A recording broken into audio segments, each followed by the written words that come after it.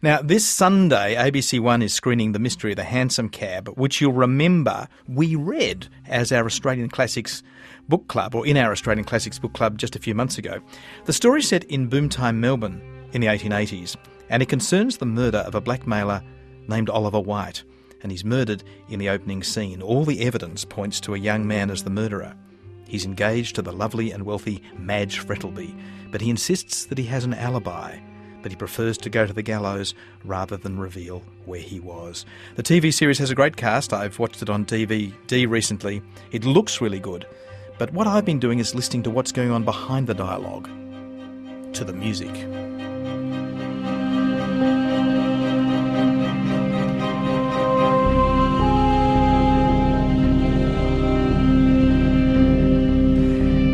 The music is written by Cezary Skubashevsky, who's one of Australia's most prolific composers for the screen. He's received lots of awards for his work, and he's sitting right in front of me in the studio. Welcome to the show. Oh, good morning. So, let's meet you first before we talk any more about this project. So, you were born in Warsaw in Poland. Tell us about your childhood.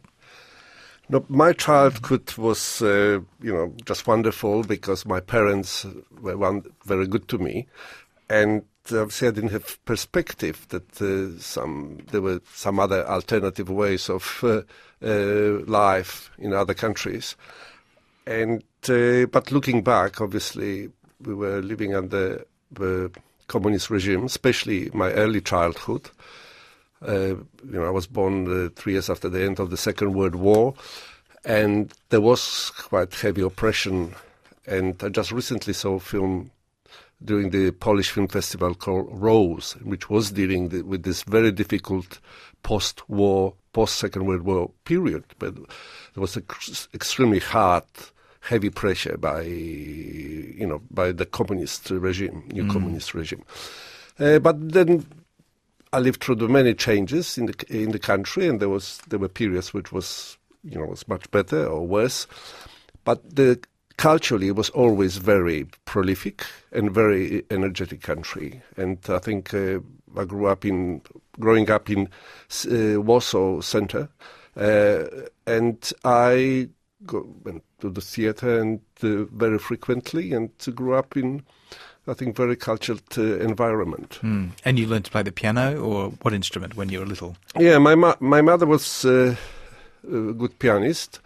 And so we had piano at home, and I started learning piano at age about 6.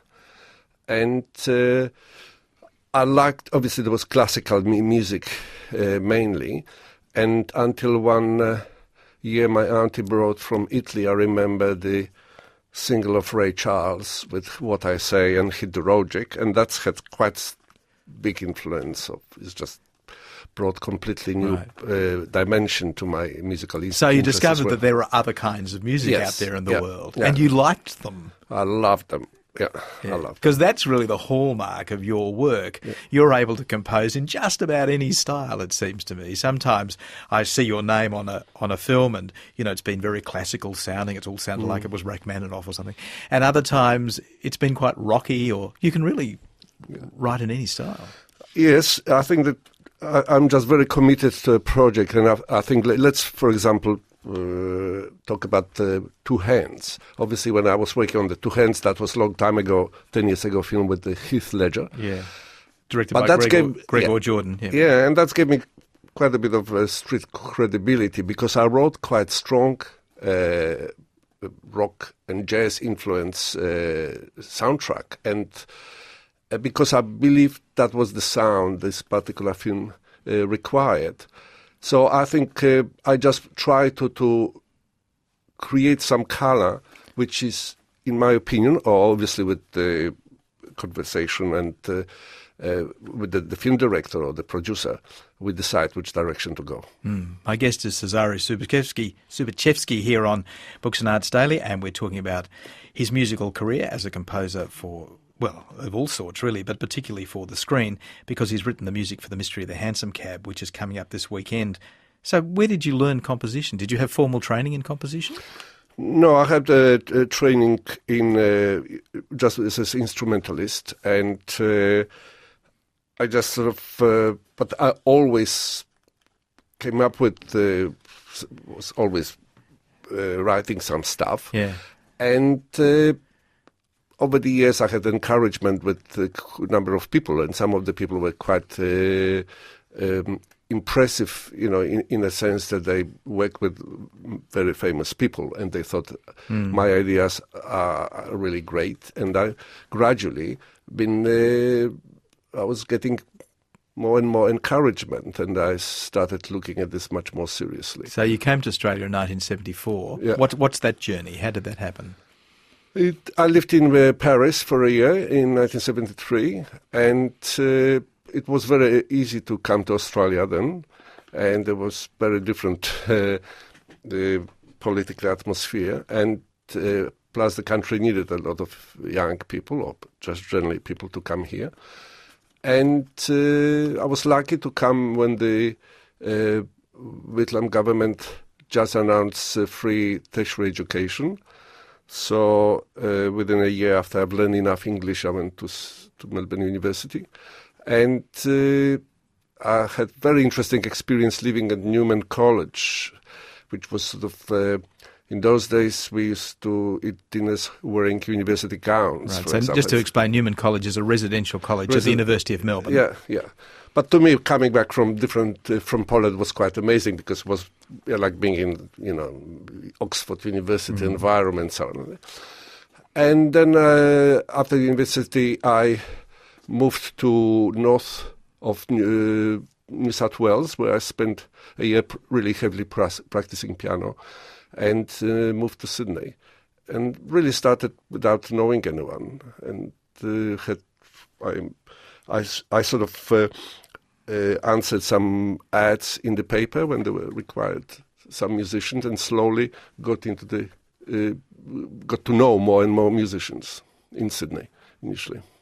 Well, there's a lot of music in Handsome Cab. Let's hear some of it. Let's just enjoy the sound of some of your music.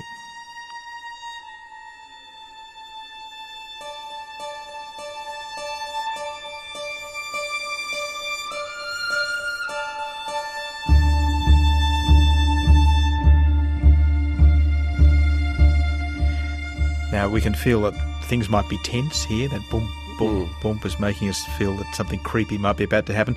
There are lots of conventions in how you tell a crime thriller as a filmmaker. Are there conventions about how the music should work in a crime thriller?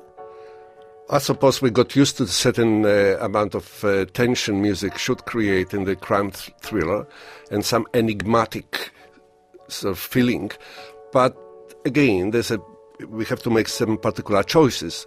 Here we've got costume drama, which is set at the end of the 19th century in Melbourne, but we live now. So I thought I will create a sound which combines some influences of classical influences, but with more contemporary sounds. So, for example, if I used string quartet, but I also used electric violin, creating like ambient sound in behind. So just talk to us about what we're actually hearing now. What's going on now?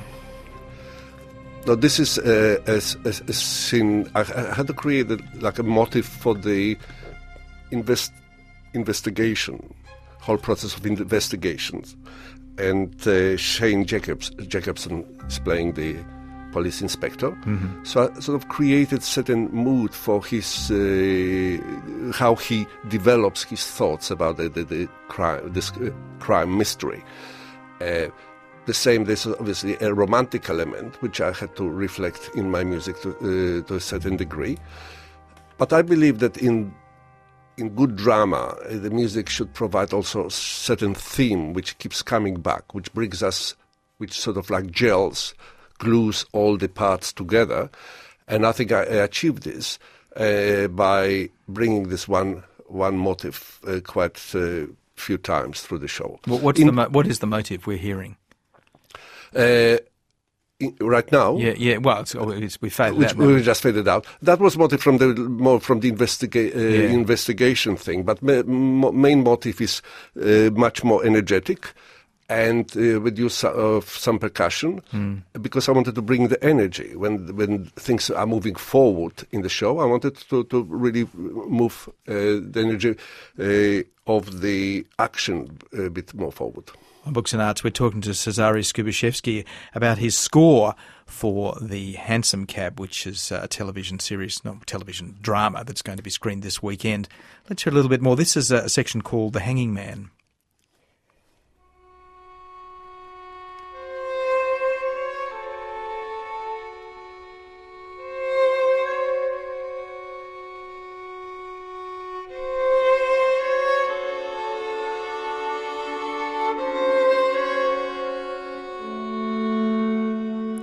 Do you want the audience to notice the music, or does it work subliminally?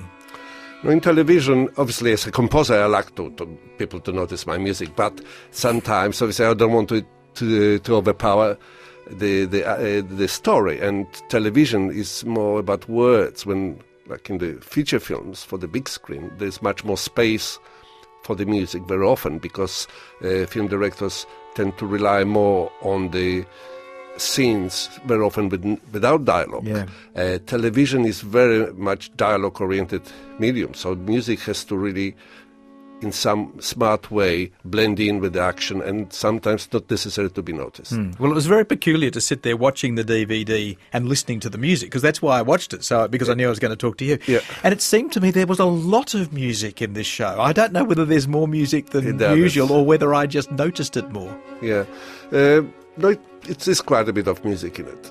Again, that reflects the taste of the director, in this case Sean Seat, and the producer Margot MacDonald. It's like with every production, we have a spotting session, and we decide where music should go in the show, when it should bring some new emotion or help the drama and so on.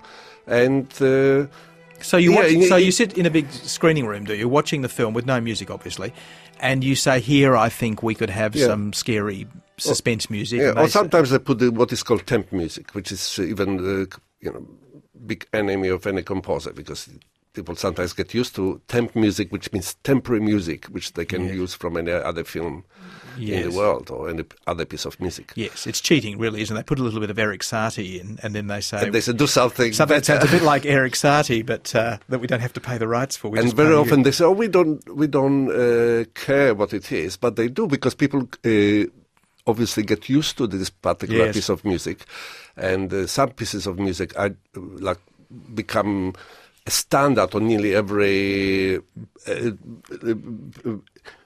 film when it's in pre-production. Like, for example, music from American Beauty. I work probably on many projects when they just put the American Beauty as a temp music, because it was sort of sitting well with just about everything. Yeah. Right, okay. And that music that we've been listening to, is that being played by live musicians, or are you doing that on a computer? No, I think because of the quality of the show and the production quality of the show are very high, I recorded this with live musicians, emphasizing string quartet and cor anglais. Also used bass guitar just to give the pulse, and some percussion. But I also used a lot of electronic sounds, which I played myself or generated. And also I recorded the electric violin, which was done in Sydney, and that was sort of recording done on distance. I think the cor anglais starts The Hanging Man. Can we just play the start of The Hanging Man again? Yeah. We can't go back to that? Oh, no, we Just let's hear it. Is that the cor anglais there, or was that a violin? That's viola, sort of. Oh, that's a viola? Yeah. Oh, I used to play the viola. I should spot that. That's what I want to say. I didn't want violin to dominate string section. I really put a lot of emphasis on the sound of viola, which is deeper and a bit harder. So that, I make choices of the color, but also it has to go through what is called sieve of the taste of the film director or the producer. Well, I think it's turned out pretty well, and I must say I'm not doing this story because anyone told me to. I'm doing it because I like this book, and I'm pleased at how the film turned out. It looks great and it sounds great. Are you happy with how it turned out? I think it looks fabulous. Yeah, I do It's too. a great show. Yeah. Well, yeah. Cesare, it's been lovely to have you, and thanks for coming by. A pleasure. Thank you very much. Cesare Skubiszewski, he composed the music for The Mystery of the Handsome Cab, and as I say, it screens on ABC One this Sunday night at 8:30.